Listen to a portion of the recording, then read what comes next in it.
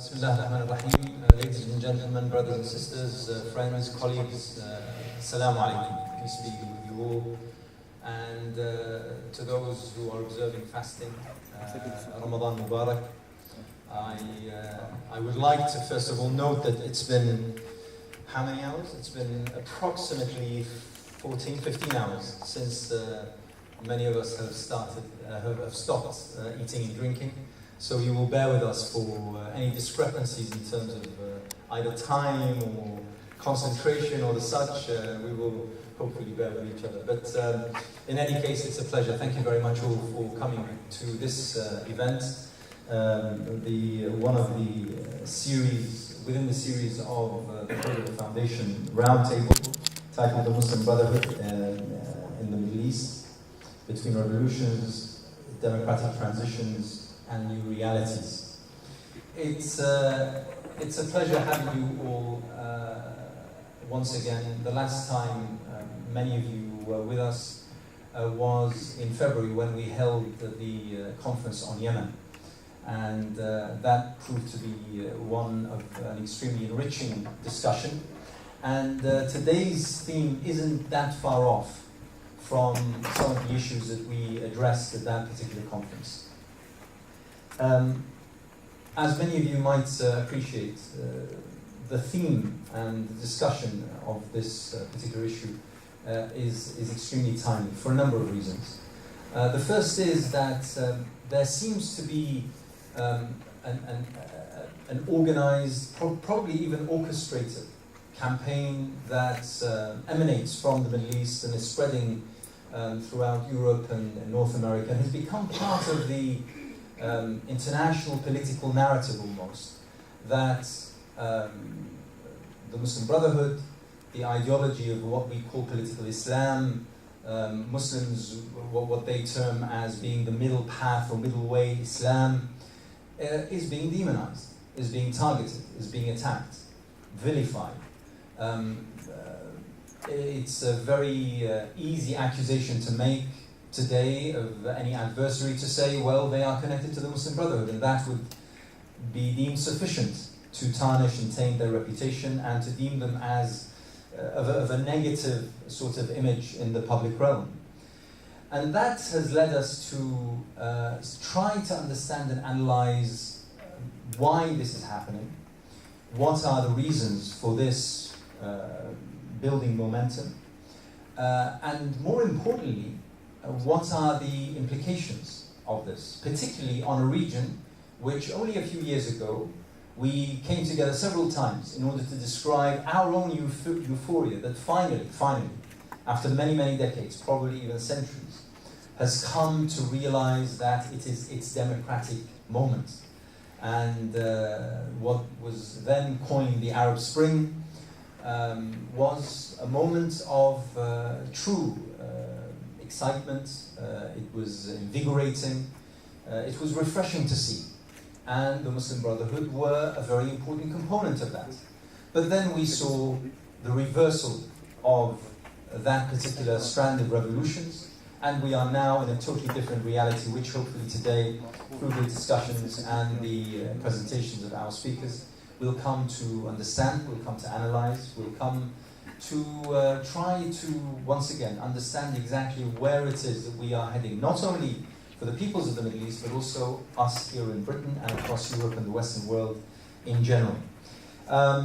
It would be amiss of me not to thank the Managing Director of the Brotherhood Foundation, Dr. Abdullah Khalid, who actually puts this event together, as I was occupied doing other things.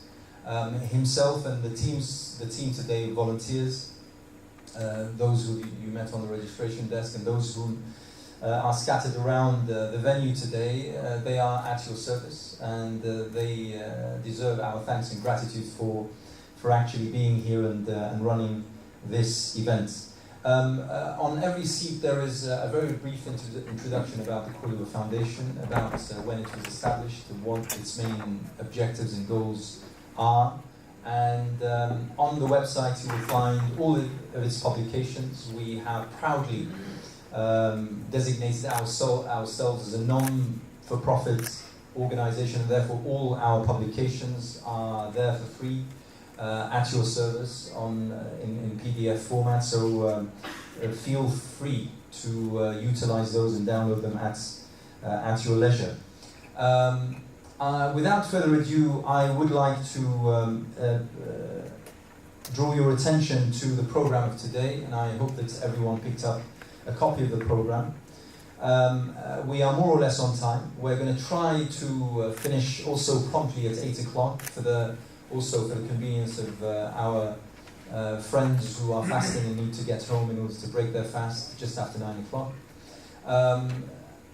So without further ado, I would like to invite our first speaker, and someone who all of you know and who has adorned our events and our stages many a time to our extreme pleasure.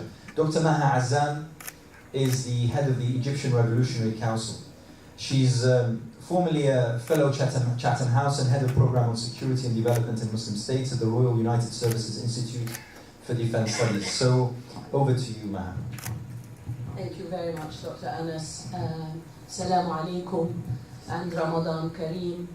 I'd like to thank the Cordoba Foundation for inviting me and for putting together this very timely meeting.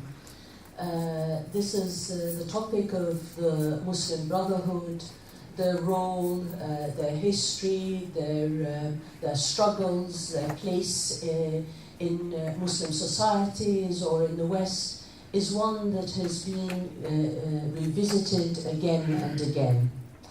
But I believe the challenge today is a particularly pressing one. And it is a challenge that faces, as it has in the past, but perhaps now it is more poignant. It is a challenge that faces all those who seek freedoms and rights for the peoples of the Middle East or the Muslim world. I will speak from the perspective, very briefly, from the perspective today as head of the Egyptian Revolutionary Council. I have worn many hats before in terms of policy institutes, and I have worked on Islamist organizations in the past. But I want to speak as head of the organization that I am part of today, because we believe in the establishment of democracy and a civil society in Egypt. And of course we are concerned with the rest of the region, and the implications of what happens in one part of the region has repercussions on the rest. But because of my concerns since the military coup and my direct involvement in the politics of what is happening since the military coup, I think that perspective may be one on which may be helpful.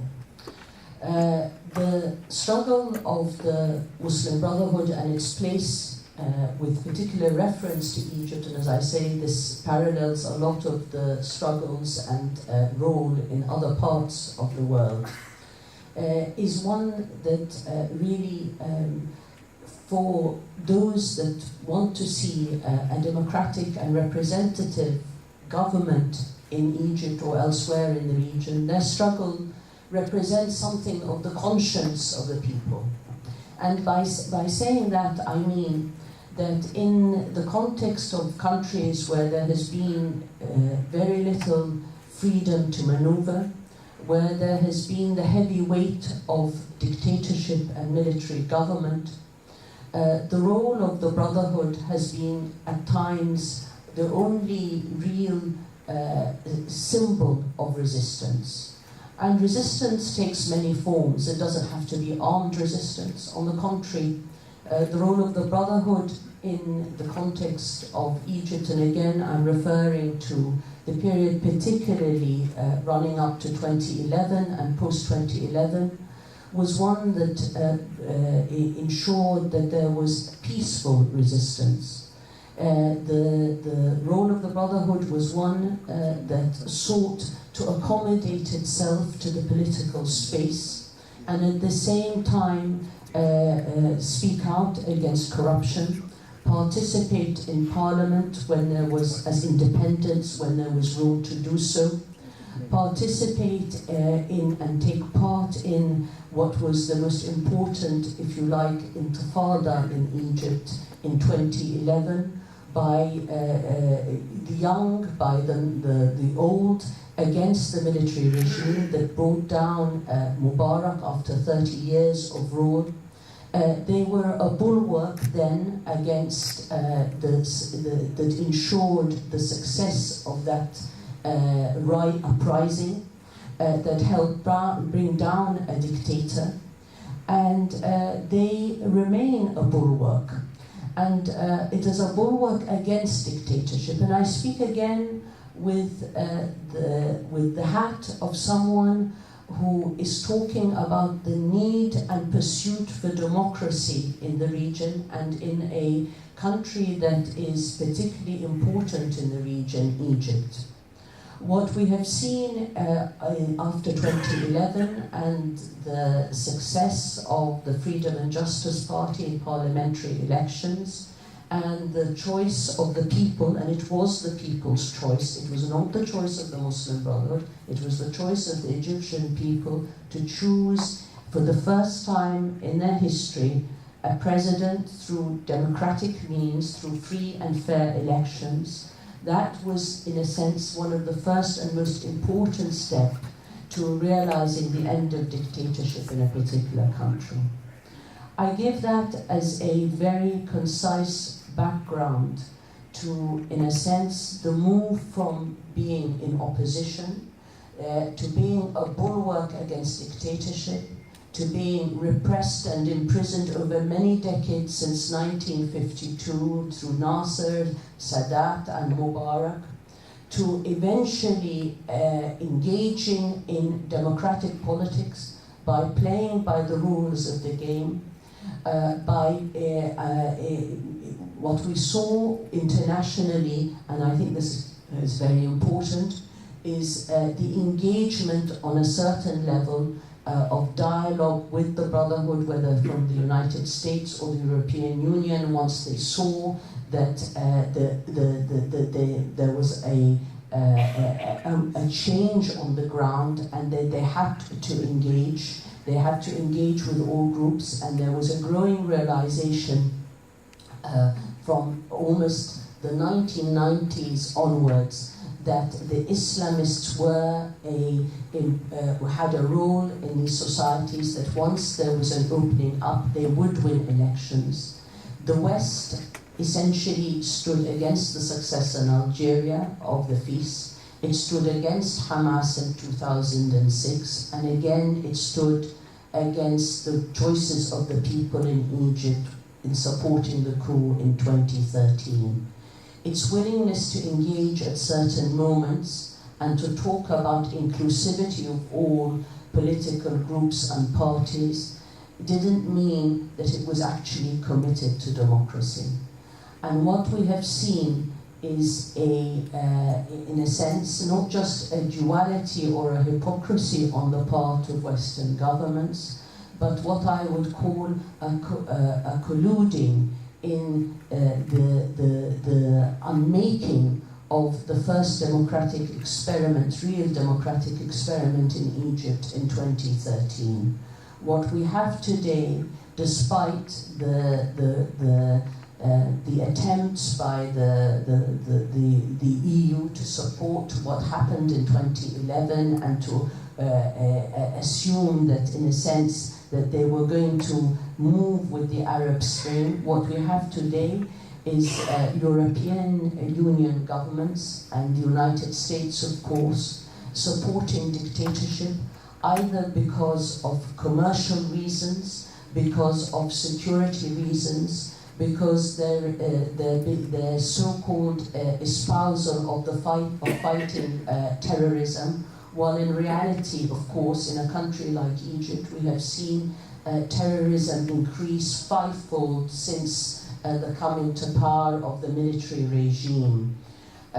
We are in a situation today where the regional powers, whether they be Saudi Arabia or the United Arab Emirates, are colluding with and pressuring their friends in the West to ensure that there is a complete repression of labeling and demonization of the Muslim Brotherhood.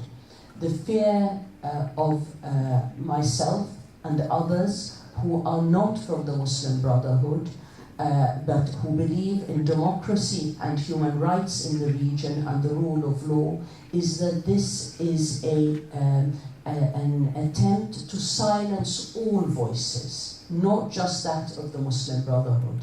And I think this is a very important point to make, that despite the meeting today being about the Muslim Brotherhood, the repression of the Muslim Brotherhood, the vilification of the Muslim, whether it be in the Middle East or the vilification of the Muslim Brotherhood outside, and the propaganda war in which millions of pounds are being spent in order to vilify them and to pursue an image, to ensure that an image of them is drawn up in the minds of people in the West, is one that is actually against all those who struggle for democracy and human rights in the Arab and Muslim world. What we have are arguments such as that the Muslim Brotherhood and extremist groups that espouse violence and carry out violence are one continuum. That essentially the Muslim Brotherhood, being part of the Muslim Brotherhood, or the Muslim Brotherhood as an ideology and as an organization, leads people who are part of it to end up carrying out acts of violence. This is in a sense, part of that vilification.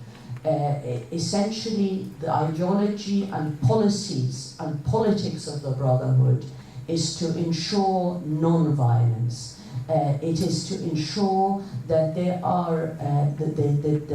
is a moderate path, that there is a moderate expression of politics, and to ensure that those who pursue violent means are not part of them.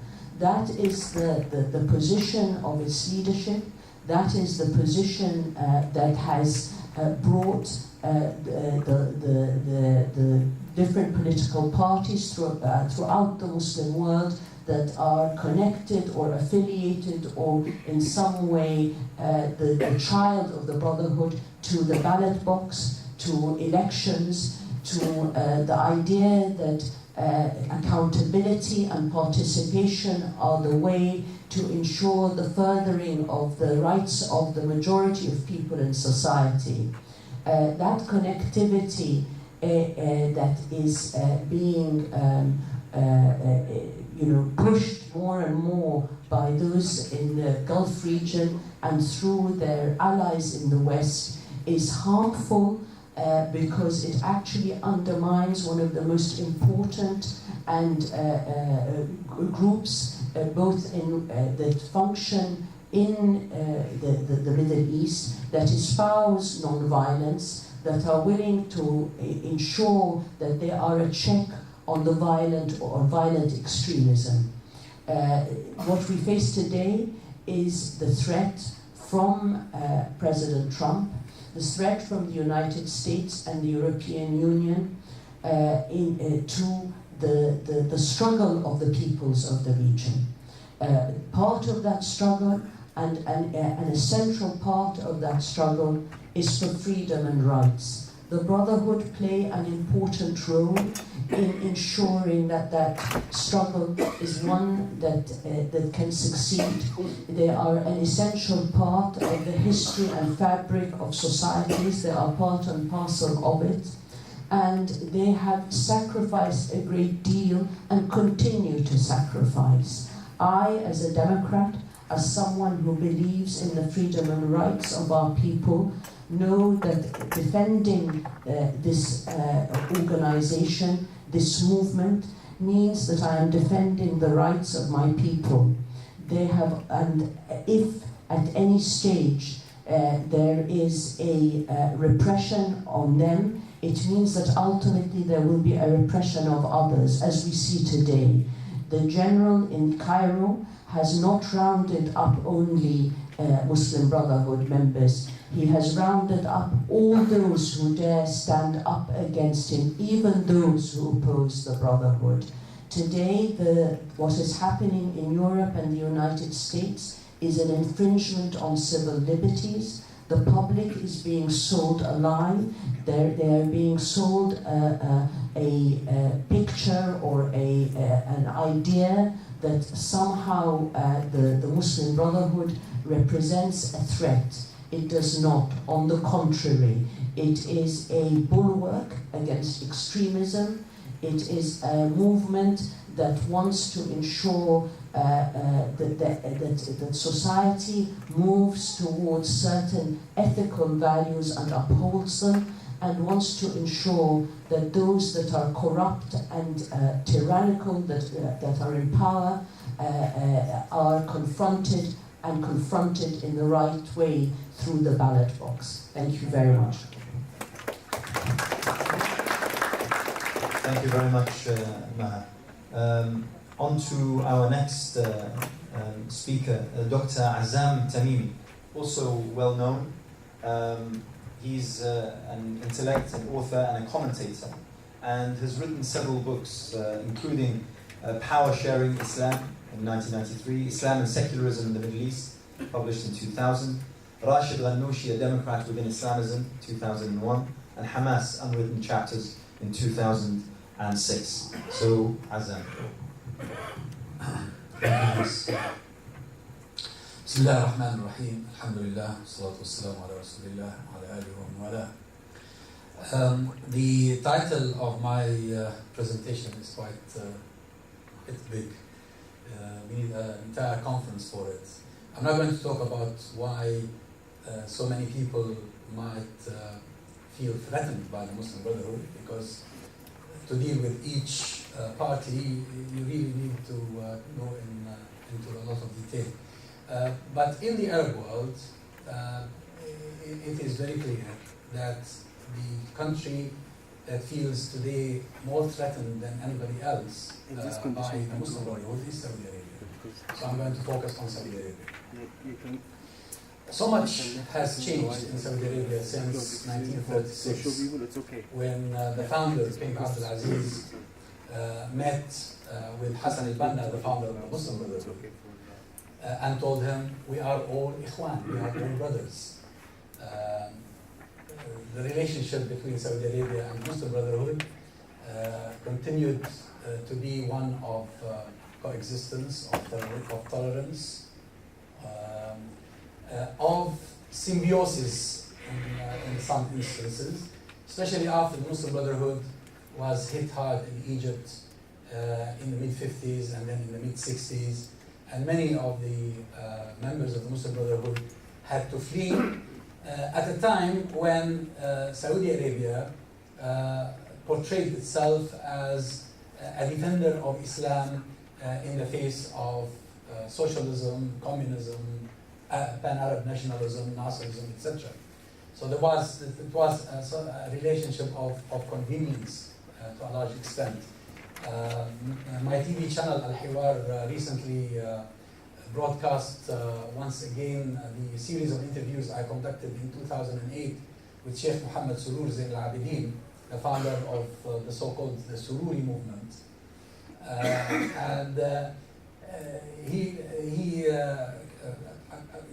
It was very interesting for me to watch myself interview him after 10 years, how much I have changed. He's already passed away, and may Allah bless his soul. But what is important about what he presented, although he left the Muslim Brotherhood quite a while ago, is that the major shifts in the relationship between Saudi Arabia and the Muslim Brotherhood happened after Saddam Hussein invaded Kuwait.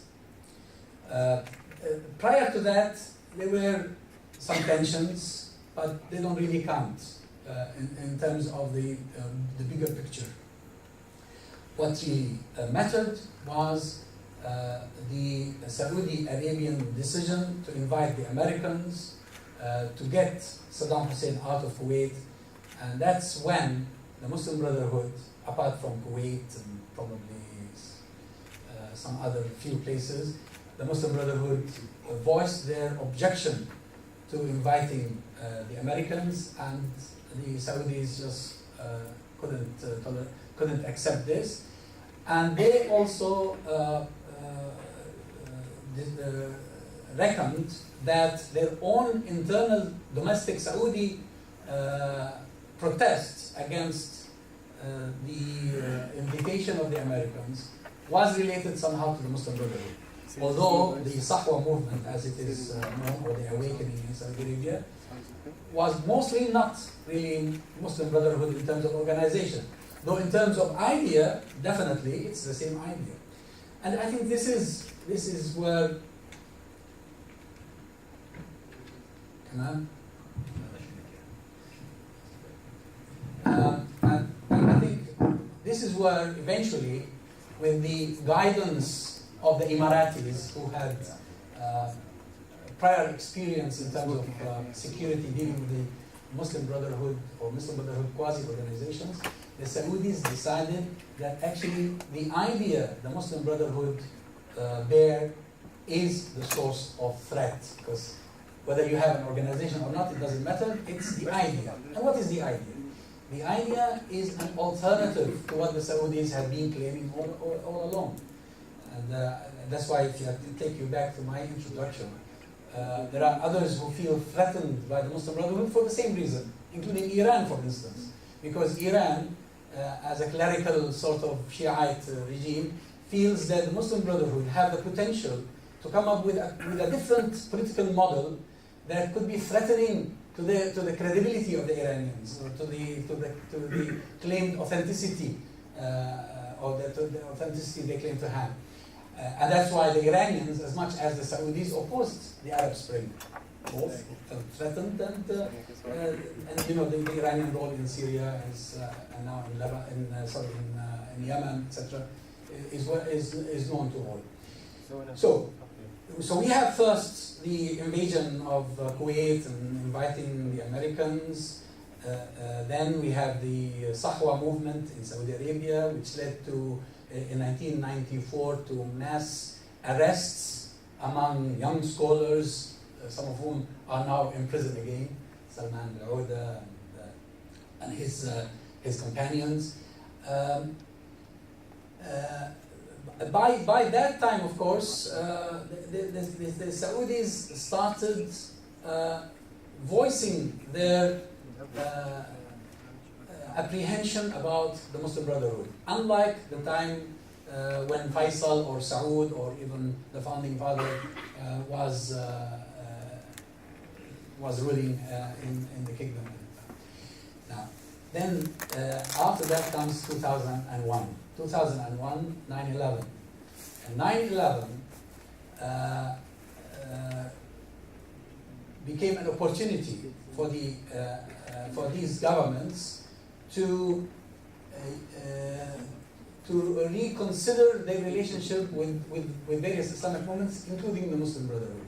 The Emiratis started this by sending messages to the Americans that they were going to crack down on Islamic charities, Islamic organizations, Islamic education, even Quranic sessions. Then the Saudis followed, and this became a competition to prove to the Americans that we are at the forefront of fighting terrorism, because every one of them was feeling threatened with the war on terrorism, because everyone is involved in terrorism somehow. I mean, if you go back to the jihad in Afghanistan, which was funded by the CIA and the Saudis and managed by them, most of the people who were encouraged to participate in that jihad are now considered terrorists. So I think some of the rulers of the region started feeling the threat approaching as a result, and they wanted to prove to the Americans and to the Westerners in general that they were far away from any terrorism, and they were willing to crack down on these organizations. But the most decisive moment was the Arab Spring. The Arab Spring proved to those governments that if revolutions were to succeed, and democratization were to take place, the Muslim Brotherhood would become the government everywhere in the region. Nearly no competition from anybody else. Of course, I mean, if you want to go a bit earlier and talk about elections at the student level, at the unionist level, at whatever level, the Muslim Brotherhood always did very well. And there are reasons for this. But although the Muslim Brotherhood did not start the revolutions, did not even trigger the movement that led to what happened in Tunisia, then Egypt, then Syria, Libya, and Yemen, the masses had so much trust in the Muslim Brotherhood that it pushed them to the fore. And that's why the Muslim Brotherhood today is actually paying the price for this. They're paying the price of being loved and trusted by the masses. And that was the signal that was picked up in Abu Dhabi and Riyadh, that if we allow these people to get into power and remain in power for a while, the whole region would change. Saudi Arabia was going to change, the United Arab Emirates was going to change, everybody else in the region was going to change. And that's why they funded the coup in Egypt, and that's why they continue to fund such a miserable government that is actually taking Egypt to the darkest of ages. And the reason for this is that they want to prevent the potential or the possibility for the Muslim Brotherhood to come back again. The Muslim Brotherhood, the idea that the Muslim Brotherhood carry, is a very simple idea actually. It's not really complicated. And scholars and people who know the Muslim Brotherhood, even security people, I mean here in Britain, until the coup in Egypt happened in July 2013, there were excellent contacts between the various levels of government in Britain and the Muslim Brotherhood, locally in Britain as well as in Egypt and elsewhere. And the Cameron government was preparing itself for a good start with Egypt under the leadership of a Muslim Brotherhood president. So the idea of the Muslim Brotherhood is very much to do with giving power to the people. The people should choose their governors. Governors should be accountable. So very, very much similar to Western democracy, somehow. And clean the system from corruption. Because as a member of the Muslim Brotherhood, you start with yourself, and your family, and neighbors, and it's a gradual process of cleansing or of reform, which means that by the time you get to office, the whole structure would be cleaned from all these impurities that today the governments in Riyadh, in Abu Dhabi, in Cairo, you name it, any Arab or Muslim capital are so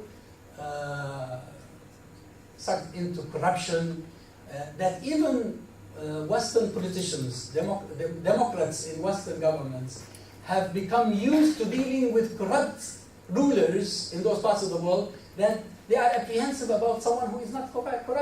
I mean, how can you deal with someone who is not corrupt in Egypt or in Saudi Arabia? If tomorrow you have a democratically elected leader in Riyadh and who is accountable to an elected parliament and who will be questioned about the funds he is likely to spend, you're not going to just buy weapons for the sake of buying them from British or American or whatever factories in the world, because you're going to be an accountable ruler. And I'm sure that people like Theresa May don't like this, because they want to continue to sell weapons to these wretched Arabs, so that the Arabs continue to kill each other. And the Muslim Brotherhood want to put an end to this. And this is something that the royal family in Saudi Arabia hates to see, and probably some of their supporters and sympathizers in the West also hate to see. My time is up. Thank you very much.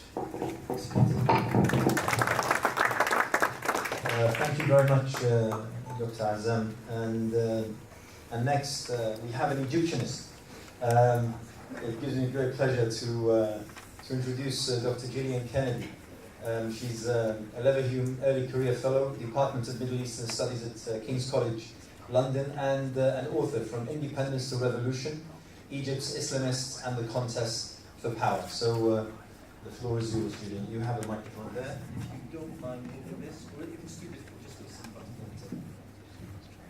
Many thanks for inviting me. Thank you for inviting me to speak about this topical event. Before I chat about transnational repression, which is my main topic of conversation, I just want to mention what I've been doing for the last 8 months as part of my postdoc, which is related to this topic. I lived in Cairo back in 2012 during my PhD and was doing research all about political Islam and democratization, and it was a fantastic time to live in Cairo. You were free to meet with NGOs, with people from the Muslim Brotherhood, people from liberal groups, Revolutionary Socialists, the Store, women's groups. It was this tremendous opening.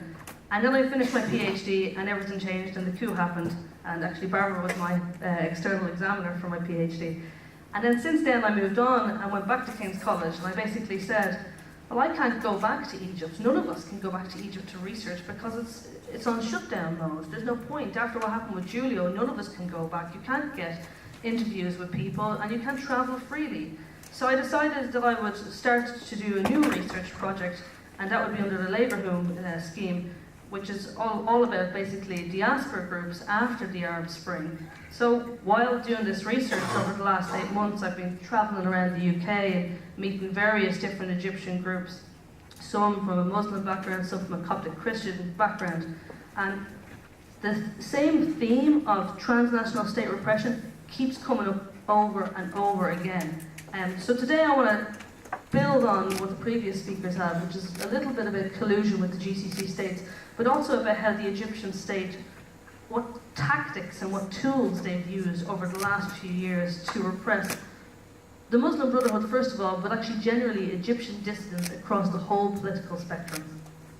So what do these tactics include? Well, they include visa restrictions, Interpol arrest warrants, they're a particular favourite of the regime at the moment, asset seizures, intelligence surveillance of Egyptians abroad via embassy functions, as well as pressure in Western allies to isolate the Muslim Brotherhood by either designating them a terrorist group or basically by pressure in Western governments to focus predominantly on trade issues and tourism instead of actually examining human rights in Egypt.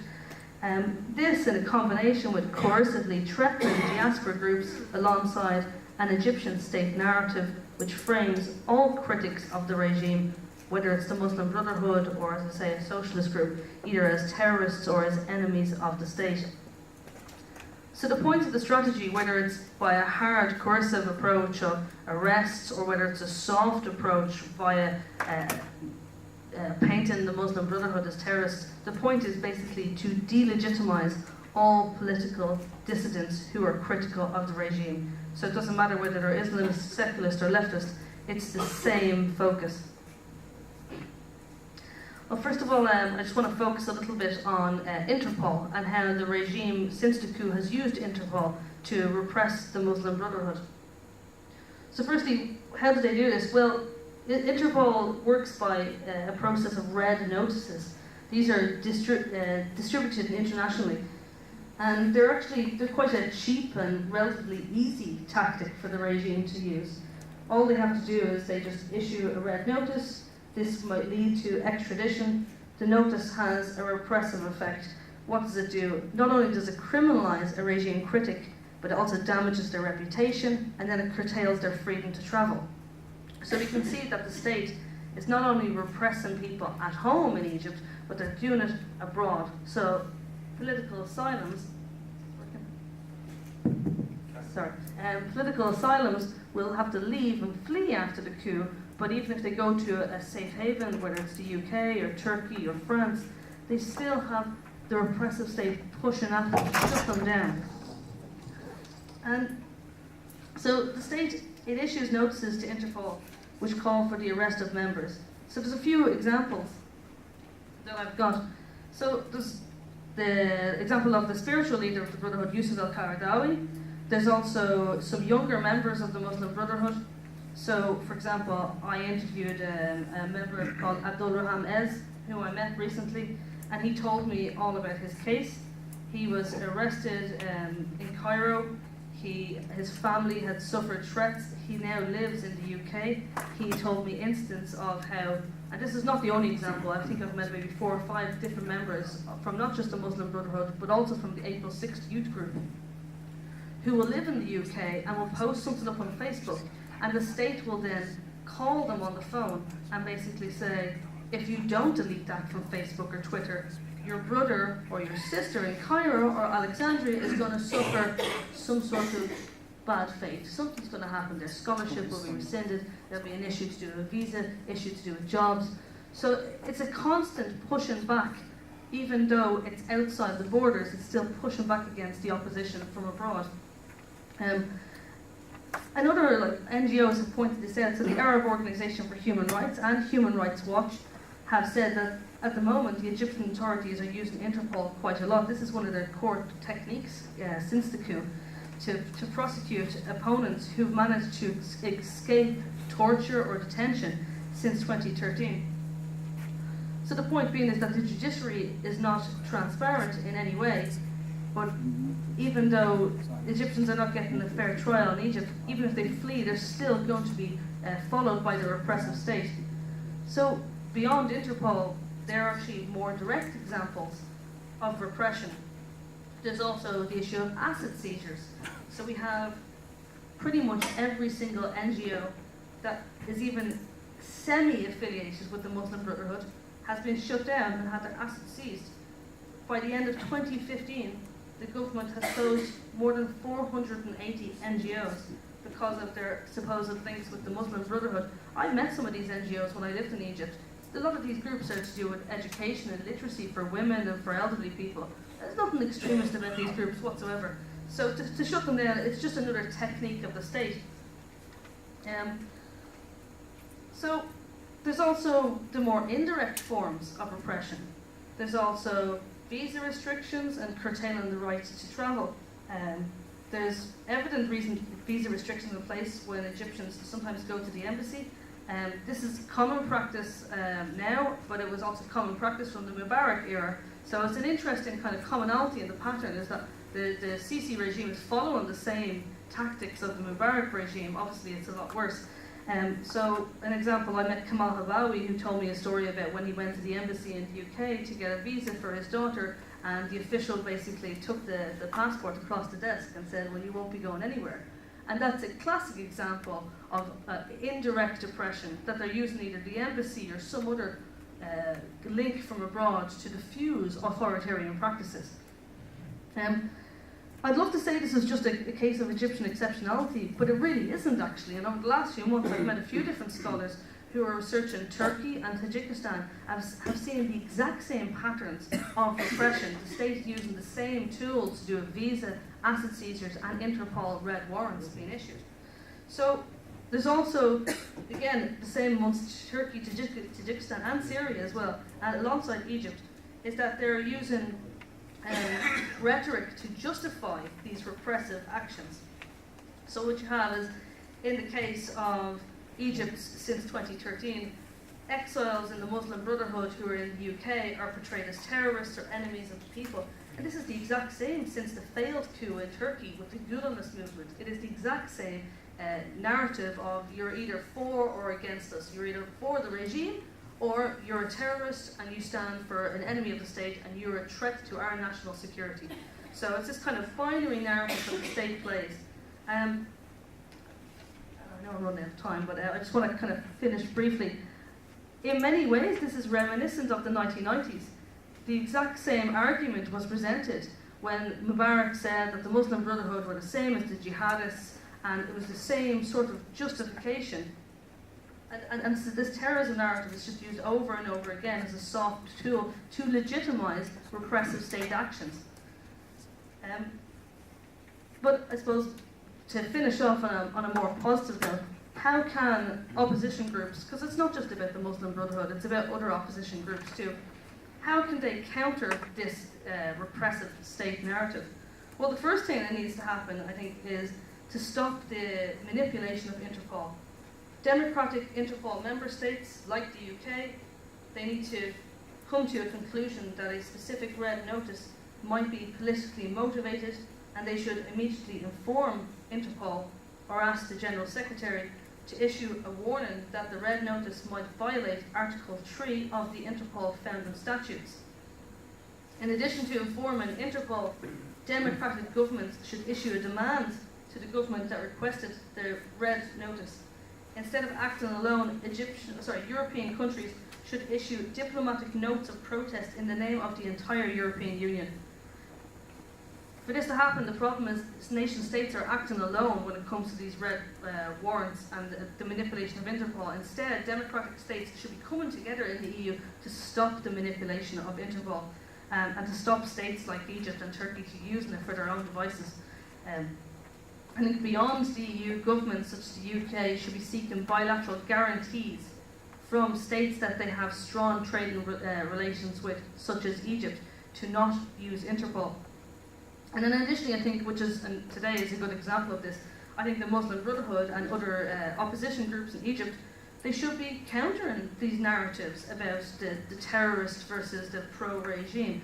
They should be partnering with Human Rights Watch and Amnesty and the campaign against the arms trade to underline the continued arrests, the continued human rights crimes that are happening. They should be lobbying their host states, whether it's the all-party parliamentary group for Egypt, whether it's individual MPs in the UK, to stop this from happening.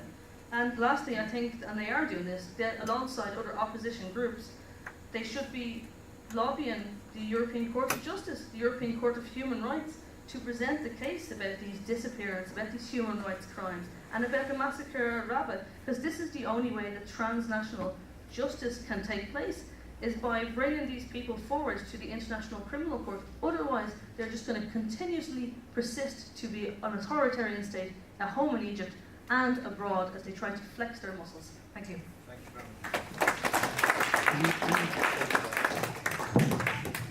Thank you very much, Julia.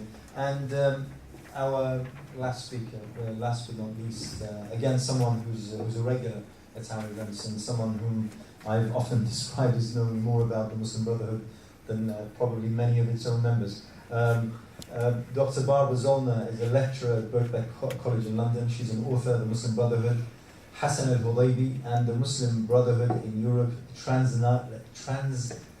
Not on my account. And localization of Islamist movement 2012. Anyway, Barbara, it's all yours. You have that microphone. Yes. Thank you very much, Anas, for inviting me. It's very difficult to follow Maha and of course Assam, and of course Gillian. I think Gillian kind of is very surprising. Surprises always with the detail of information. So thank you for the invitation. The topic I'm going to talk about is the Muslim Brotherhood and its principal orientation towards violence. And in many ways, I'm feeling that I've been thrown a little bit into the deep end. It's a very broad subject, and I don't even know where to start. I think it is fair enough to start with today's situation, and this is already in reference to what Maha said before, and what, of course, Gillian also outlined, namely that the Muslim Brotherhood is, of course, designated in Egypt today as a terrorist organization. It is currently charged of participating in extremist activities, and its leadership, as well as its members, are accused of inciting political violence against the state. I kind of lost track how many members, associates, and leaders of the Muslim Brotherhood are currently in prison, but we're talking about tens of thousands. So these are not the odd ones out. And in fact, if we this is non-PC what I'm saying now, but I say it nevertheless. If we compare the situation during the Morsi government, which has been accused also of using its power to then implement a state of violence, if we compare that to today's situation, we have by no means as many political prisoners sitting in Egyptian prison during the time of the Morsi government compared to now Abdel Fattah al-Sisi. So we have so many, the prisons at the moment are full, they're bursting full, and of course the reports of Amnesty International or of Human Rights Watch are mind-boggling readings, which on gruesome readings. Now, in my presentation, I will focus on particularly allegations against the Muslim Brotherhood and the accusation that its principal orientation supports violence and extremism.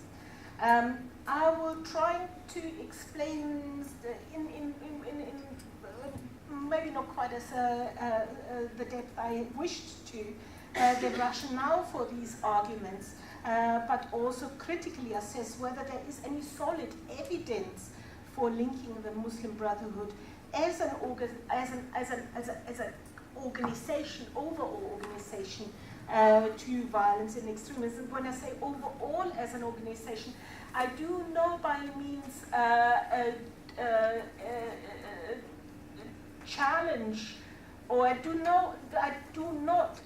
do think that there are, at least on the fringes of the Muslim Brotherhood and also currently in prison, debates going on about whether it is strategically, whether the Muslim Brotherhood needs to return to violence, but as an organization overall, and particularly coming from its leadership, the Muslim Brotherhood does, in my view, not incite violence and does not incite extremism, even though there might be some on the fringes, particularly in the lower ranks of the Muslim Brotherhood, who do play with the idea of violence again, but the question is, are they pushed towards this position?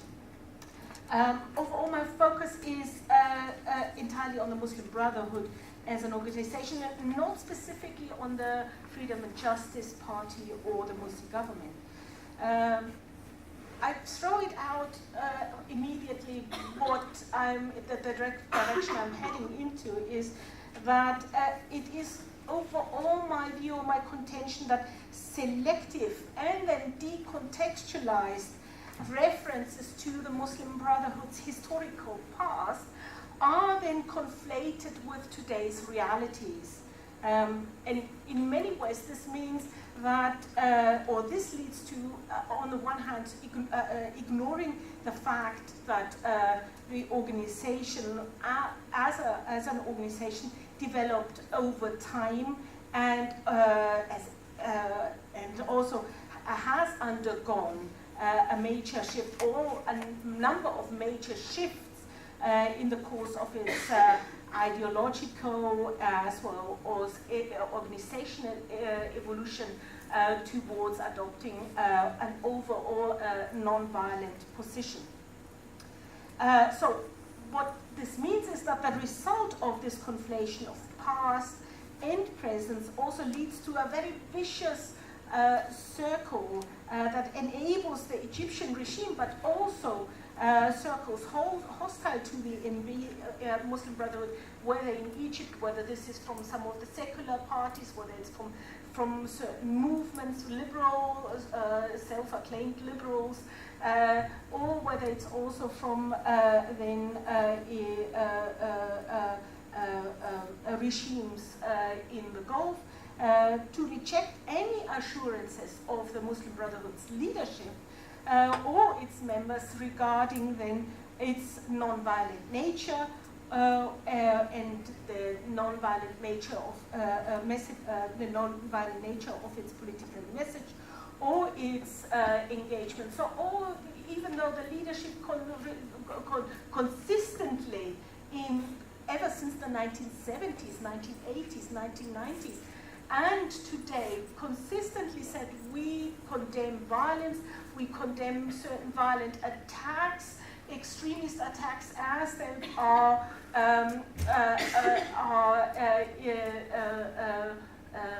as they are incited and organized by Salafi jihadist groups, even though they consistently reject or condemn these attacks, the Muslim Brotherhood is in many ways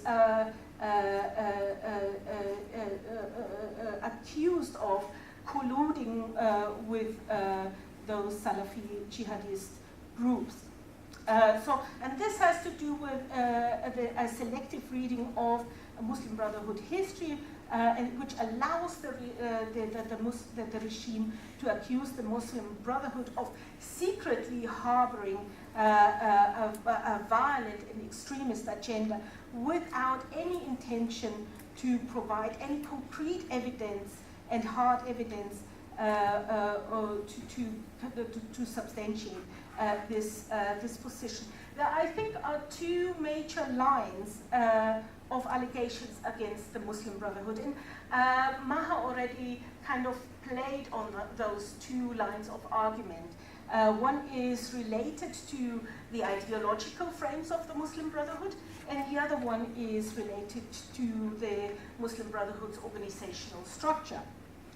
So, as for the first point, the Muslim Brotherhood's ideology, it is, at least the allegation is that the Muslim Brotherhood's ideology sets the framework for radical Islamist conceptions of a state, and thus also harbors the intention to install an Islamic state by all means possible, whether these are non-violent means if that strategically brings them further to that goal, or even using violence if no other option is open. Linked to this argument is the view that the Muslim Brotherhood's ideological frame is defined by radical Islamist thought, particularly as brought forward by thinkers such as Sayyid Qutb, who admittedly was a Muslim Brotherhood, and focusing with Sayyid Qutb particularly on his work, Ma'alim fi Tariq, his milestones. So this line of argument focuses on the ideological frame of the Muslim Brotherhood and specifically on the ideas of Sayyid Qutb. The position is that Sayyid Qutb remained a central figure for the Muslim Brotherhood's religious and political identity.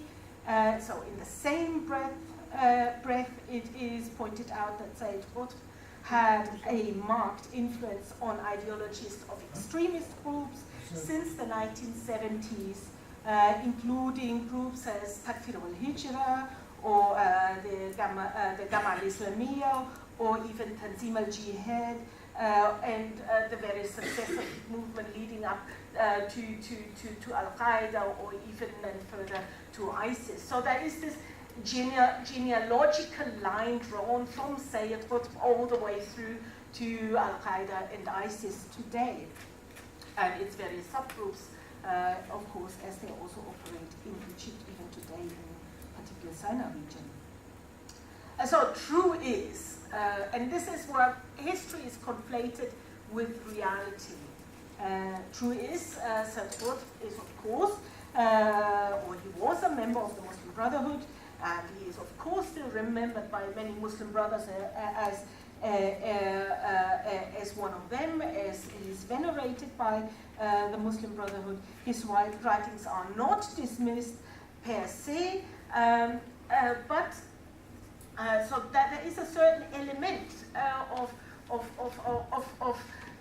the Muslim Brotherhood still remembering and holding true to Qutb, but the emphasis on of the Muslim Brotherhood leadership in particular is on the context when explaining the undoubtedly, and I think there are radical elements in Sayyid Qutb's writings, particularly in Ma'alim fi Tariq. So the emphasis of the leadership is particularly on the context when explaining the undoubtedly radical idea as expressed in Ma'alim fi Tariq.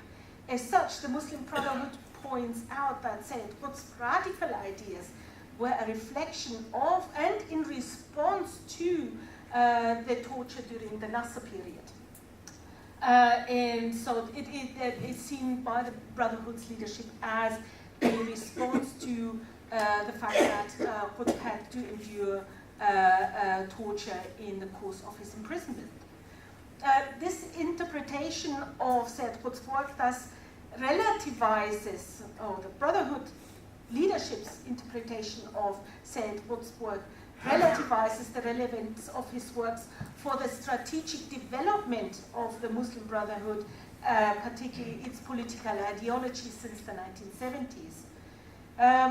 So while it pushes the political relevance of Sayyid Qutb's work, Ma'alim fi Tarikh, into the background, it gives more room to then focus on other elements of Sayyid Qutb's work as an author. He is, of course, also the author of Quranic commentary, and of course also his work, Social Justice in Islam. So, Islam. So these are kind of brought more to the foreground, whereas the Ma'alim fi Tarikh is considered in contextual terms. So on the whole, however, when it comes to political ideology, the Muslim Brotherhood moved far away from Qutbian radical conceptions of the state ever since the early 1970s. First under the leadership of course, Khudairi, then Al-Misani, Mustafa Mashhur, and Mahdi Akif. These were all actually companions of Sayyid Qutb during the prison years, but yet they distanced themselves from these radical political ideas while venerating still Qutb as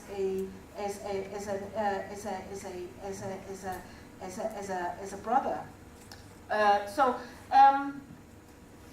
So they more, since the 1970s, we can overall then say that the Muslim Brotherhood adopted a more gradualist, non-violent, and but however religiously conservative political view.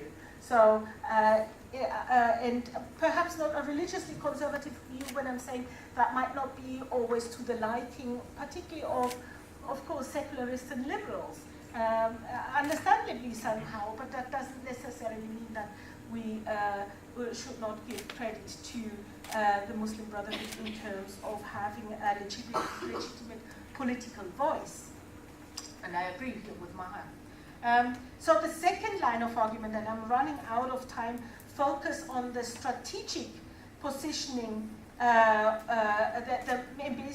Muslim Brotherhood's strategic positioning within Egyptian polities. And the allegation here is that the organization secretly has control over a military wing, and that the accusation that there are organizational links to extremist Salafi jihadist organization.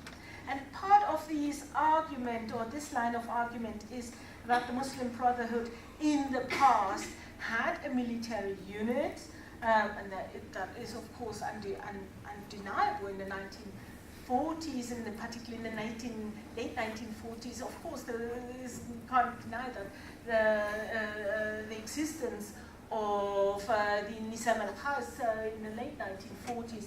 And of course, we cannot deny that during certain periods of the Muslim Brotherhood past, that the Muslim Brotherhood also developed or at least had links to radical subgroups within its umbrella, such as the so-called Organization 1965, which was of course headed by Qutb's leadership. However, nevertheless, if we kind of, and I've become quite personal now, if we, for example, read the work of Pargiter on the Muslim Brotherhood, and her major argument is that the Muslim Brotherhood, harbors violent and extremist ideas, and has a secret organization under its umbrella. All she can do is refer to the 1940s and refer to the early 1960s as evidence for that, but she can't give anything more current and hence there is again nothing concrete there.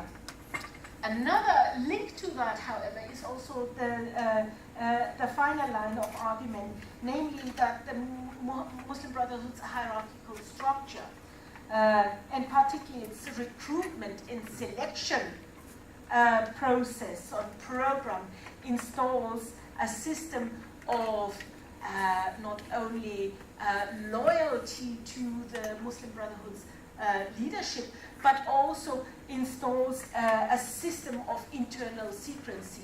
So if you're, let's say, an associate on the lower ranking levels, that these associates are actually not familiar with the real intentions of the leadership, that only once, so that, let's say if you're an assistant, that you are an associate, that you're not really familiar with what is going on on the senior administrative level, that the senior administrative level, these are the so-called mujahid, that only those are actually familiar with the real intentions of the Muslim Brotherhood. Of course, there's undeniable. Okay. Your idea, if you wish. Yeah, then we stop there. There's undeniable that such a hierarchy and such a recruitment and selection process program actually exists, and that the Muslim Brotherhood also used this in order to keep alive and organizationally alive throughout the 1960s, 70s, 80s, and 90s, or even today. It is very important to the Muslim Brotherhood to be able to continue to run as an organization. But again, and yes, there is of course also an element of secrecy in there, since we cannot, as an outsider, really look into the intentions of the top leadership. But that in itself cannot be seen as evidence of extremism or violence. I mean, there is no tangible evidence there. With this in mind, I... Thank you very much. Thank you very much. Okay, now is the time for a discussion. Of course, I mean, it goes without saying that I want to thank all the speakers today. I think that we've covered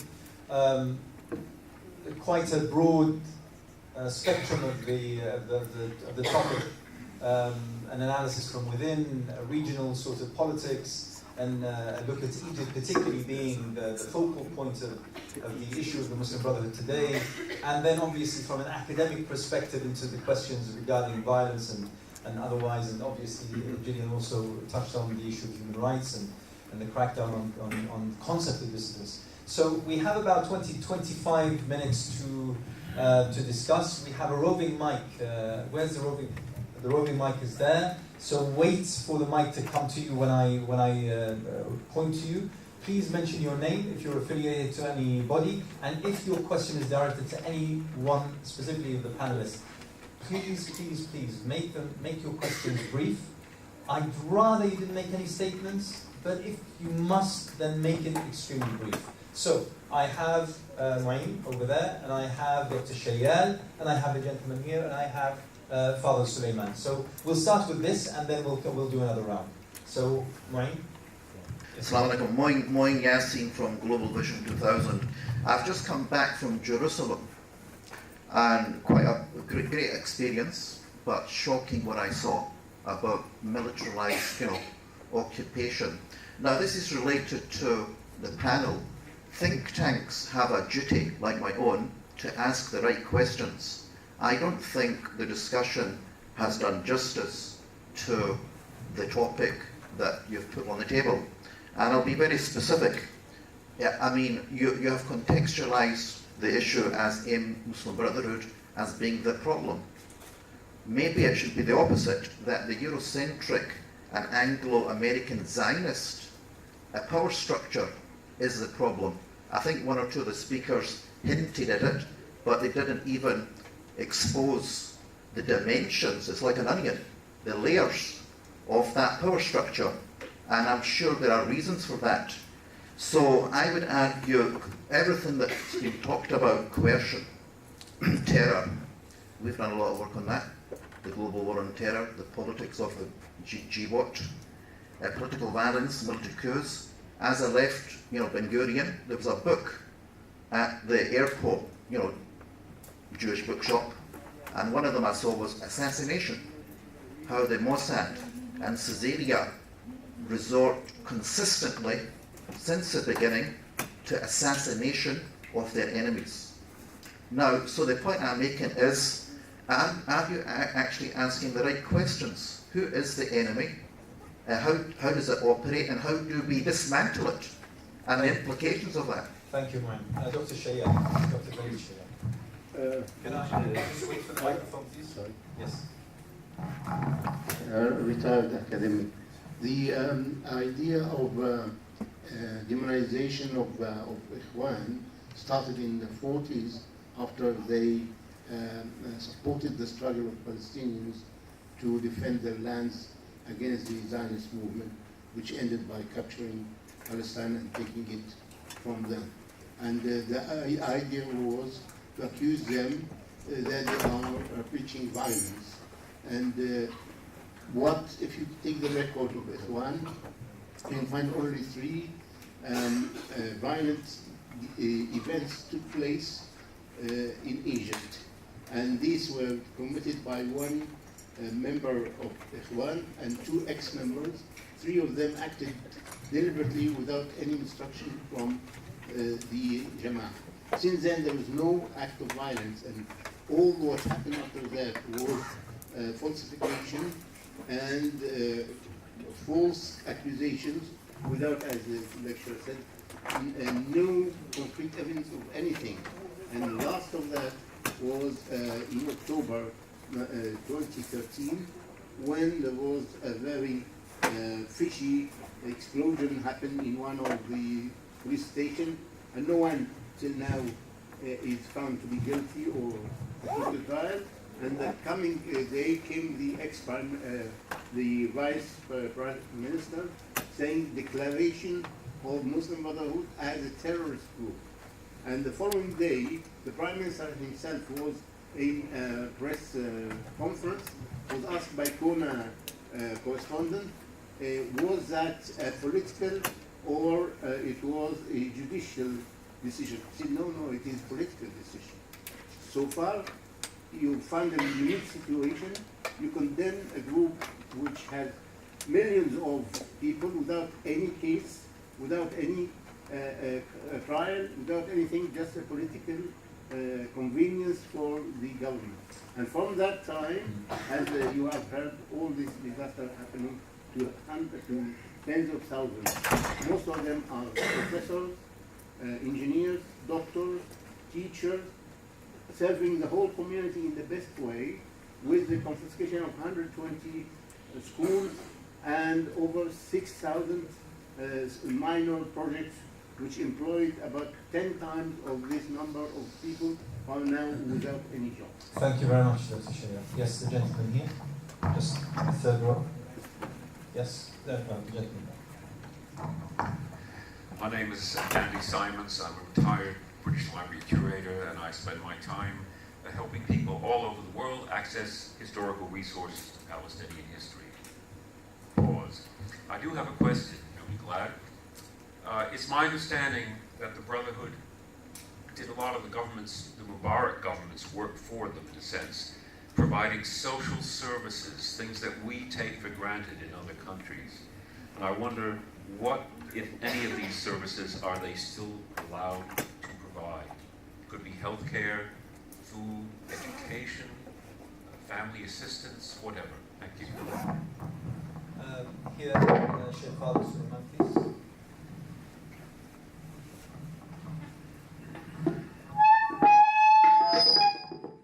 Okay, just a very quick point for accuracy.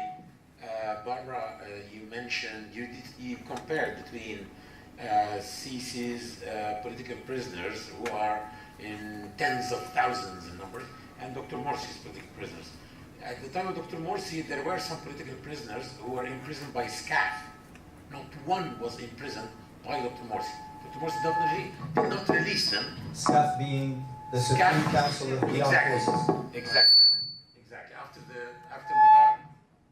After Mubarak was toppled, SCAF took over for a year and a half, and they imprisoned some political activists, actually.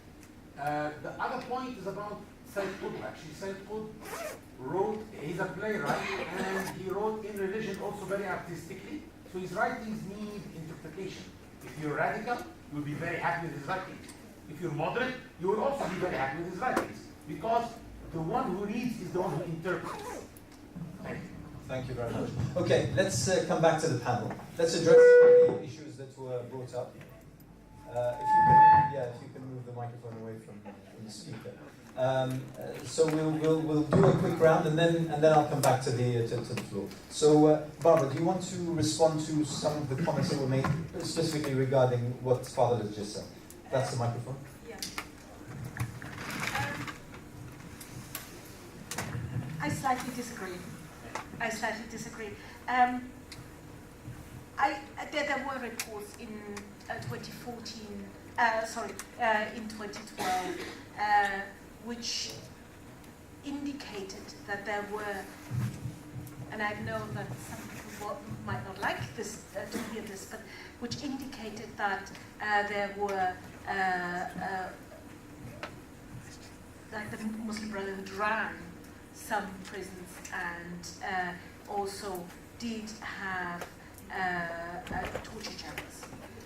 So in Egypt, yeah, I was like Gillian at that time in Egypt, and it's always hard to believe, or it's always hard to assess as an academic at that time to what extent press reports are correct or not correct. But certainly there were reports which took up that theme and that topic. It's hard to assess what is right or what is not right, and certainly I personally was not. I did not have access to any of those two people who wrote those articles, or either. I also met many brothers during that time, but of course they would have denied that this actually. So there were claims, there were allegations. There were allegations, but there were no facts. As an academic, you go and visit the prison to see for yourself. You don't just believe someone who publishes an article somewhere. I don't think that anyone would have shown me torture chambers as an academic. So it's hard to assess what is right and what is correct. But we academics describe this as allegations. Yes. Allegations. Agreed. Allegations. Agreed on that. But there were allegations. As for a point on did the Muslim Brotherhood provide social services or Mubarak social services?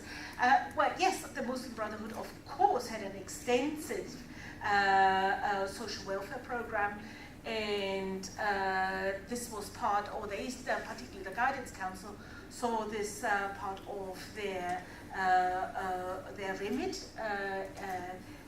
But did they collude with the state, or is this an indication that they colluded with the state? Absolutely not. In fact, the Mubarak regime was unable to provide social welfare services, and this is where Muslim Brotherhood, to a major extent, stepped in for strategic reasons, or whether they did it out of the purity of their heart. That is to be debated. But they did provided these services, no doubt. Okay, Maha? Let me briefly just touch on a number of things. First of all, on the issue of violence. Let me say this. There seems to be a desperate, and I underline the word desperate, attempt to find evidence to undermine the Brotherhood. There is a complete imbalance in terms of, on the one hand, a group that espouses peaceful opposition and a desperate attempt by their detractors, by their opponents, to scrape the bottom of the barrel to try to find evidence. And this happened also during the attempted report on the Brotherhood here that was pushed by Saudi Arabia and the Emirates to put the Brotherhood on a terrorist list, or to show that they were connected to violence. I attended more than one meeting where experts were asked about this, the position of the Brotherhood regarding violence and so on. And I can tell you, they were clutching at straws. And one of those straws is the one I mentioned, where there is somehow some continuum, that somehow the ideology may lead certain people to violence. So let me add, those that turn to violence have either splintered from the group, as happened historically with groups all across the world. You will have individuals and small groups splintering and following a path that is not accepted by the organization. The organization, which is made up of millions throughout the world, affiliates and supporters and so on, want to turn and have turned to the ballot box, and their leadership says no to violence. Do you have splinters and individuals in Sinai and elsewhere? Yes. And they themselves, these splinter groups and extremists, will actually condemn the line of the Brotherhood and say that it is wrong, that they are not willing to use self-defense or turn to violence. So I think we're actually, in a sense, not focusing on the whole, on the organization. We're assuming that some of these splinter groups represent the organization, which they do not. I think briefly on the issue of welfare, yes, the Brotherhood carried the weight, a huge weight of some of the social welfare schemes and provided to society. The clampdown in Egypt today has affected all NGOs, all of civil society, and the Muslim Brotherhood, which are central to that, have been hit very hard, and therefore the social welfare schemes that benefited the poor and the needy have obviously suffered. There is a clampdown, a strangulation of all those that work independently and wanted to serve the poor and the needy, and there is an attempt again, I think beyond Egypt, to ensure that the Brotherhood's influence and work, real social welfare work, is somehow stopped or inhibited. Thank you. Yes, I just want to add about, well, not really add, but it's not really about violence. I didn't witness any violence during the Morsi period. There were allegations, but I did witness them, and I think you have to be self-reflective on the 1 year of governance. There were serious mistakes made, not relating to violence, more related to socio-economic inequalities. I met many labour union leaders, for example Kamal Abbas in Cairo during the Morsi year, who said to me that the Brotherhood, democratically elected as they were, didn't really have a particularly revolutionary socio-economic programme when it came to reforms of tax, when it came to freedom of association. There were serious mistakes made. So, I mean, obviously that's totally different from allegations of violence. That's about, I think, the Brotherhood not having experience in governance and probably playing it safe during the first year, when the reality was a lot of the young, unemployed people in Egypt wanted radical change. That didn't happen. So, that's not related to violence, but I just wanted to kind of make a note on that, because I don't think we should be trying to sell the Morsi year like it was this 1 year of a utopian illusion. It wasn't. Mistakes were made. Just to follow up on this, the man back from Global Voices, your question about Zionism and seeing it through the prism of Zionism. I didn't mention it in my presentation because it was more contemporary, but if you're going to look at the roots of oppression, not just against the Muslim Brotherhood, but also against the opposition in Egypt, I think it would be inaccurate to portray it through the prism of Zionism or Israeli aggression. The reality is that the strongman politics of Egypt is related to British colonialism, the legacy of colonialism, how it fragmented the opposition, and then the collusion of the Wafd Party in the 1930s after Zion Zaghloul's resignation. So I think it's a mistake for us to analyse authoritarian politics, not just in Egypt but in the Middle East, related solely to the state of Israel. A lot of it is to do with state formation and the legacy of French and British colonialism. Okay, and then another round. I'm going to have Salim. I'm going to have yes, and I'm going to have the gentleman here, and Mohammed Sudan. And I'll come back to you in the third round, if you don't mind. So, microphone here, please, at the very front. I'll come back to you, sir. So, introduce yourself. I'm Salim Musaiba, and I just wanted to really, it's for all people on the panel, but particularly to the last speaker about Sayyid Qutb, and I'm going to make this as brief as possible, but I think reading about Sayyid Qutb in a particular narrative that he is the espouser of a radical ideology in the Muslim Brotherhood, I think is incorrect, because a lot of people within the Muslim Brotherhood would not read it like that.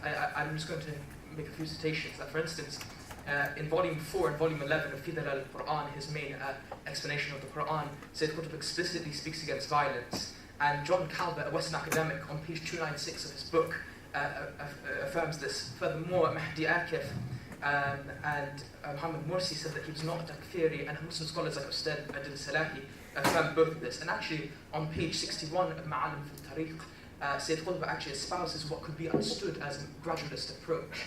So would you say that perhaps what's wrong is the reading of Sayyid Qutb by modern people like, for instance, Ayman al-Zawahri, and actually not having the traditional reading, the directed reading by people who actually knew him and understood him as actually a far more moderated character, and actually this argument that the Muslim Brotherhood has radical figures within it is inaccurate and misunderstood by both sides, both people who claim to love him and people who claim to hate him.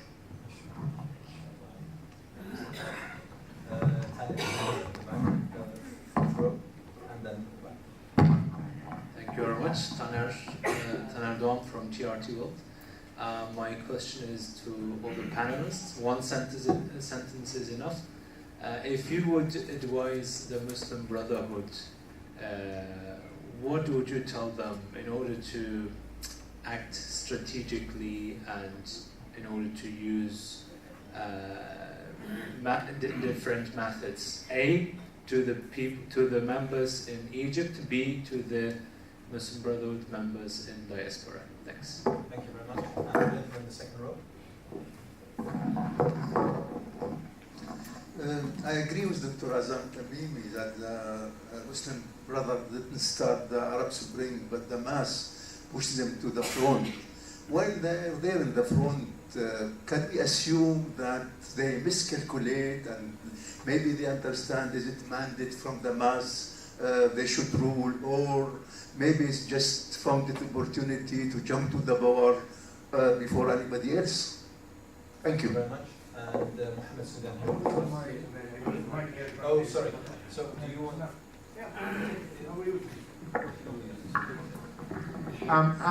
First of all, I was a member of the Freedom and Justice Party for later secretary and a senior member of Muslim Brotherhood in Egypt. I've been in the jail many times in the era of Mubarak.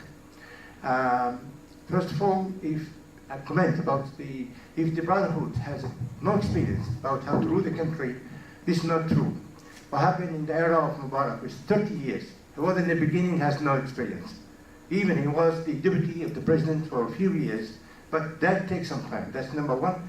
Number two, a lot of the Muslim Brotherhood, they were MPs in the era of Mubarak, and then they were doing very good job while they were MPs. And then some of them, they've been in the government after the revolution. And I believe that they were being attacked by the deep state. They've been attacked with the counter-revolution. They've been attacked with the scare themselves because they want to fail them. They want to down them from the first minute because they're surprised when Dr. Morsi being elected as the first elected civilian president. And then there were a lot of obstacles against them. Even the West were not satisfied about that. Egypt has a civilian, democratic, highly educated, real election re-elected the first time in Egypt since a long time. This number one. And number two, you said that Muslim Brotherhood, they were engaged to torture the people. They have their own prison. I want to clarify this because really you don't have enough information about this. After Morsi became in office, everyone in Egypt belonged to the former regime, belonged to the intelligence, all intelligence in Egypt. They were against the Muslim Brotherhood. They are not satisfied about this. And then they start to work. They hire the thugs, 350,000 thugs, to be against the Muslim Brotherhood. They attacked them. They fired all the headquarters of the Muslim Brotherhood in Egypt. They destroyed all the headquarters of the Freedom and Justice Party in Egypt. And if you were there in Egypt, you will see that. I myself, I lost the main headquarters in Alexandria. They fired them, and the police was there happy with this. The police and the army, they helped the thugs to fire our headquarters. And then we have a young people try to defend this against these thugs. If you think that this is torture, it's not torture, it's self-defense. But we failed because the police were supporting them. That's the point. And then after that, we have only one headquarters in Alexandria.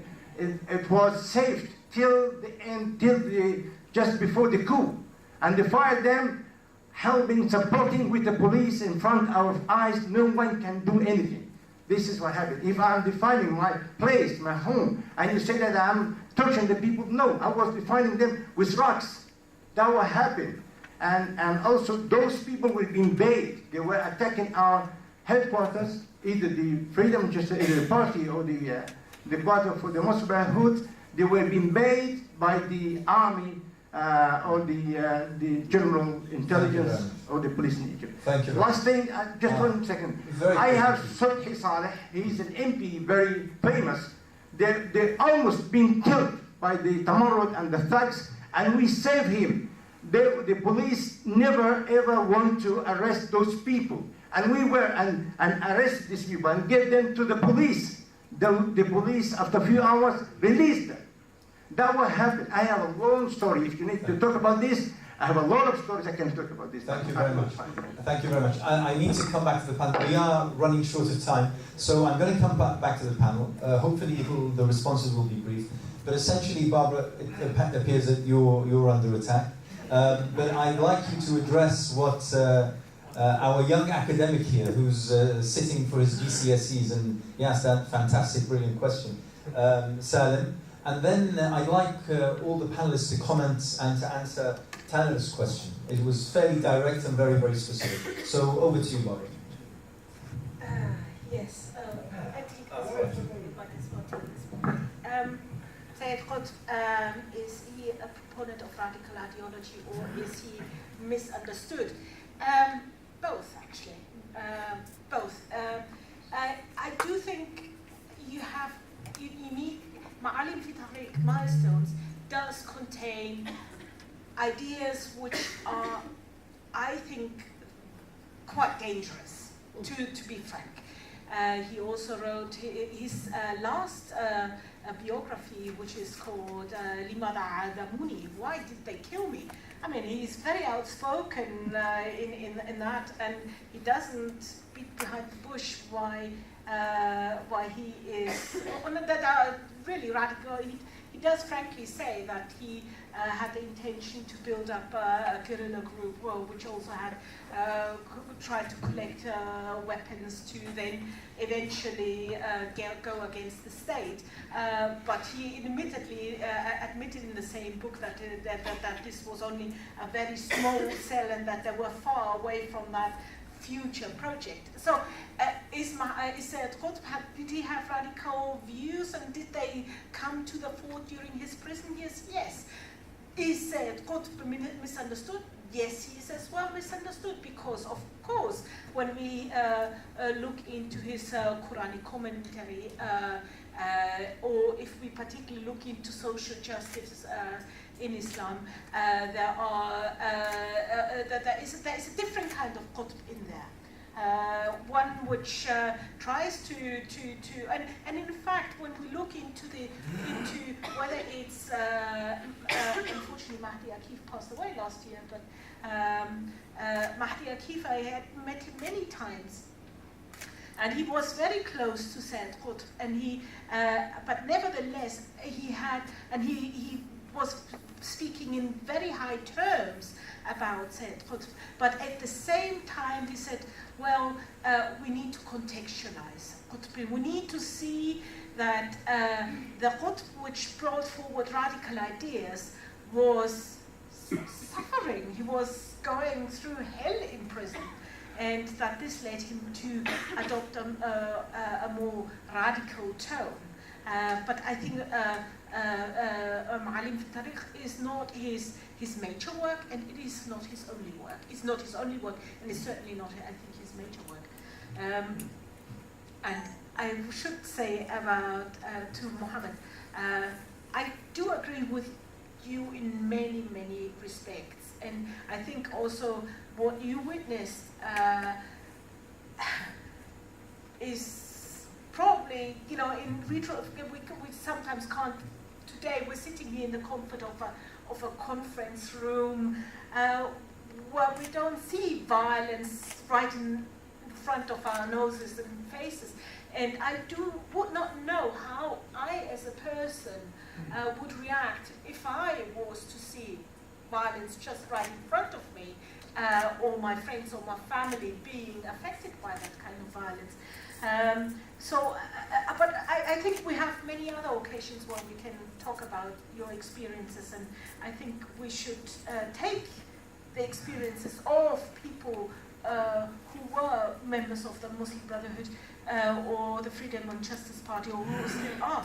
We need to talk to them, actually, because I think many academics write their books about the Muslim Brotherhood without actually even making the slightest attempt to meet and talk to Muslim brothers. They just talk about them, but actually not with them. Thank you. To answer your question, well, I think the only thing the Muslim Brotherhood need to concentrate on at the moment is repairing the damage within their own household. As a result of the major blow dealt to them, there's been division, there's been disagreement, and that needs to be worked on. The Muslim Brotherhood, in my opinion, is the only Arab political organization that is capable of leading the Arab streets forward. And they need to get ready for the next wave of revolutions. The next wave of revolutions is coming very soon, and they need to get ready for that. But you cannot be ready unless you repair the damage. There's been so much damage, and much of that damage can be repaired internally. And they need to bring back to their fold the members who have left or have been sacked or whatever, because you need every one of them. Most Muslim Brotherhood members are highly educated, highly experienced, and they are all great assets, and that's, I think, that should be the focus. Now, regarding whether the Muslim Brotherhood jumped on the wagon, I don't think it had anything to do with jumping on the wagon. This is a revolution that was triggered by the youth.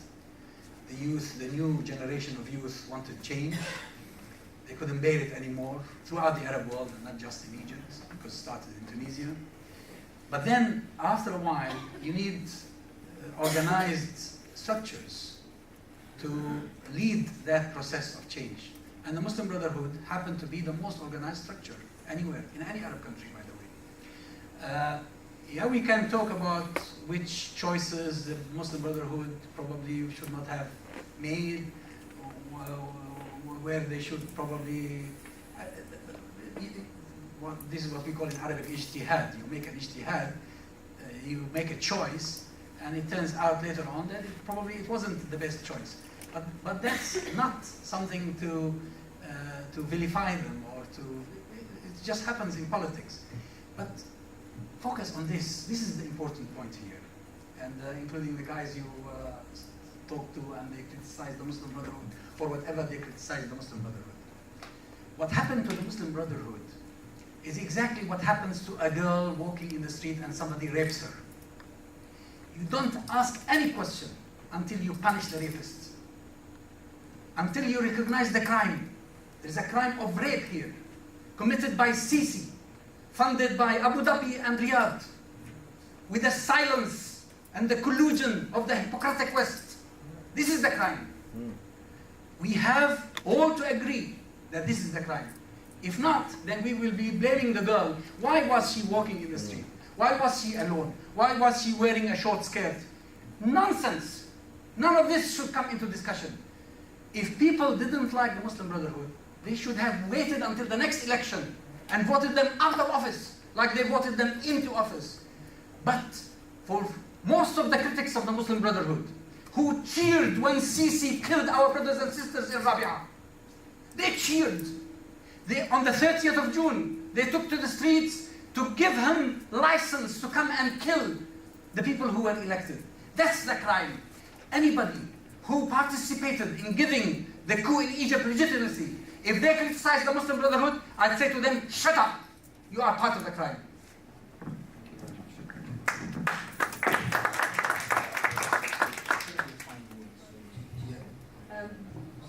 I can just say one thing. I understand your passion, but this is related to your question about advice in Egypt and to the diaspora.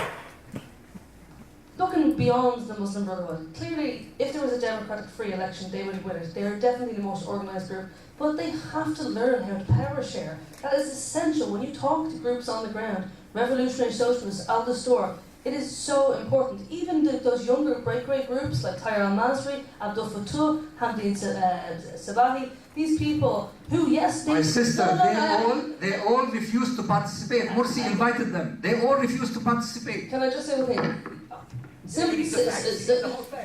He invited them, but symbolism matters. Things like, for example, making a vice president a woman, maybe more female representation. These are the sort of things which we might not think they matter, but they matter to secularists, they matter to liberals, they matter to socialists. It's about showing the opposition that you are a power-sharing government. I believe that the Muslim Brotherhood are a democratic organisation. I'm not in any way vilifying them. What I'm saying is, I think they, when it comes to the optics, I think they have a bit of a PR problem, to be honest, in Egypt. And I think that they need to work on it. And I think that younger groups and younger Muslim Brotherhood members particularly recognise that, and they need to learn to engage that. And I think the diaspora has a role in that too. I understand the anger related to Tamarod and basically colluding with the Sisi regime, but if the Muslim Brotherhood consistently stays in a persecuted mindset, they will never ever be able to build a coalition to counter the authoritarian state. And that is the only way out of the current quagmire that we're in at the moment. There's a lot there to refute and to argue against. Let me focus on just a couple of things. The issue of the year of Dr. Morsi and the mistakes really doesn't hold water. Honestly, it doesn't. A president elected in free and fair elections was not allowed to complete 1 year in which everyone conspired against him. The outside world, the judiciary, the media in Egypt, the biggest propaganda campaign against him from the private media and the funding of the Gulf states, the security sector, the police that wasn't willing to police properly and wanted chaos, the outside world and the regional powers, the Emirates and Saudi Arabia and Israel, that is the closest ally to Sisi today. And of course, there is complicity there on the utmost level. To say that there is criticism because that came from trade unionists or from political parties, that mistakes were made. Every democratic government makes mistakes. Every single democratic government, even successful leaders in the West, when there is an assessment of what they've done after they've left power, there will be mistakes and there will be there will be issues that will be a part of a good legacy.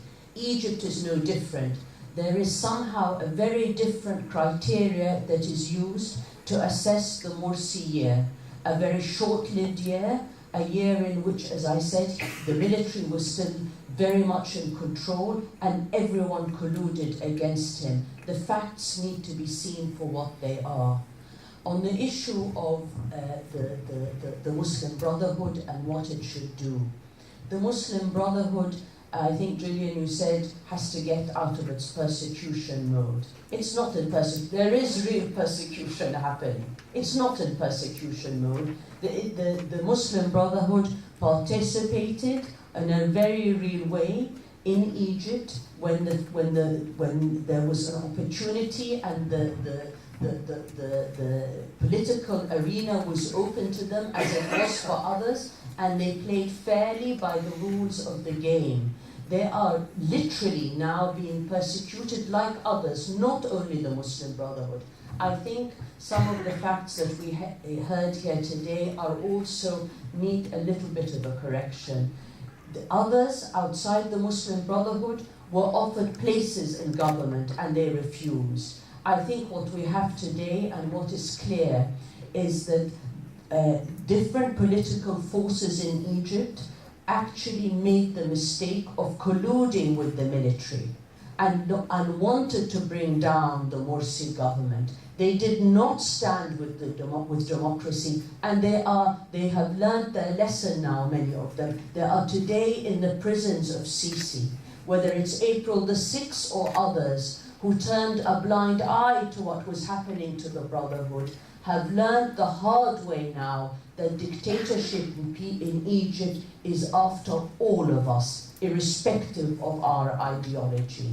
What the Muslim Brotherhood needs to do now, if I were to advise them as someone from outside them, is not to step back. They have been the conscience of the nation. They remain the conscience of the nation. They have a role to play, a fundamental role. And it's others now that have to rise to their responsibility to stand for Egyptians, all Egyptians together. The Brotherhood have played their part historically. They continue to play their part.